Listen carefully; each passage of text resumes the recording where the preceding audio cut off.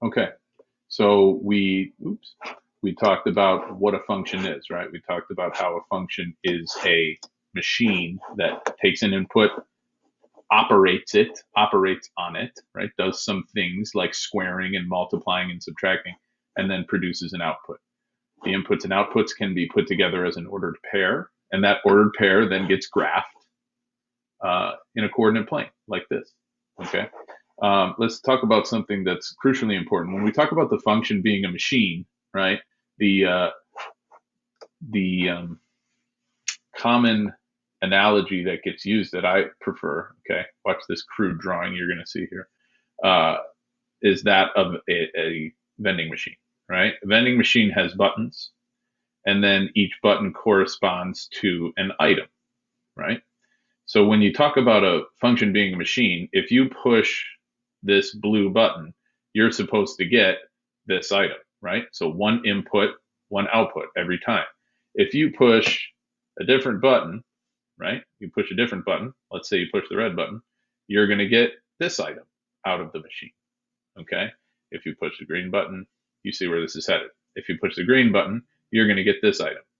So every time I walk up to this vending machine, I'm going to push this button. I expect this item. Push the blue button, I get this item. I push the blue button, I get this item. I can't then walk up to this machine and expect that if I push the blue button to get a different item than that. I'm supposed to get the same thing every time. And that's this cardinal rule for functions.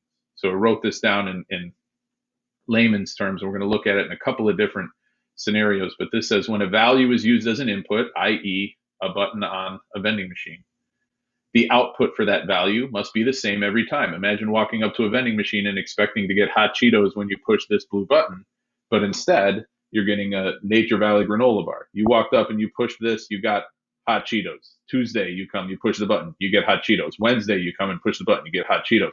All the hot Cheetos are lined up here. You come and push the blue button, the next day you get Nature Valley granola bar. You're going to be upset, right? You wanted your hot Cheetos. So the whole point is when you push a button, aka the input, the output should be the same every time.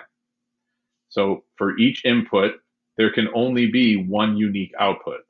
If a relation fails this test, if this relationship fails this test, it can't be considered a function. Okay, so let's look at this in a different way. Let's talk about some graphs. So here are 4 examples of a function. Okay, and let's try to ignore the fact that this is a logarithm, and that might break you out into hot sweat because you're nervous about learning about logs. We'll get there, but not yet. All of the x values, like we talked about in the previous video, these are our inputs down here. Okay, these are the values that come in, these are the values that come out, right?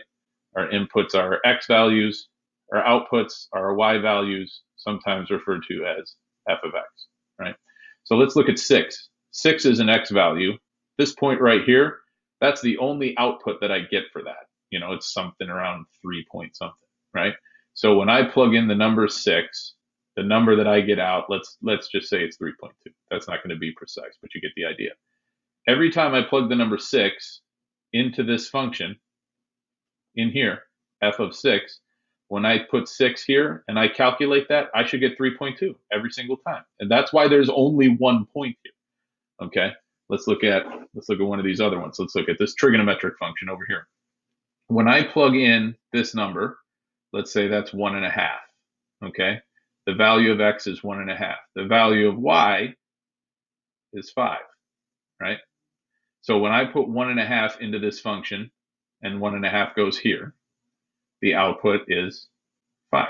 So f, we would say f of 1.5. When I plug 1.5 into this function, the output is 5. That's why we have this ordered pair 1.5, comma 5, right?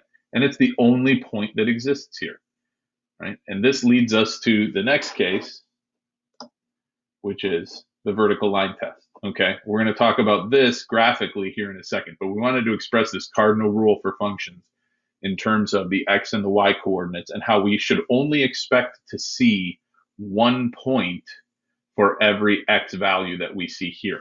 Okay, more to come in the next video.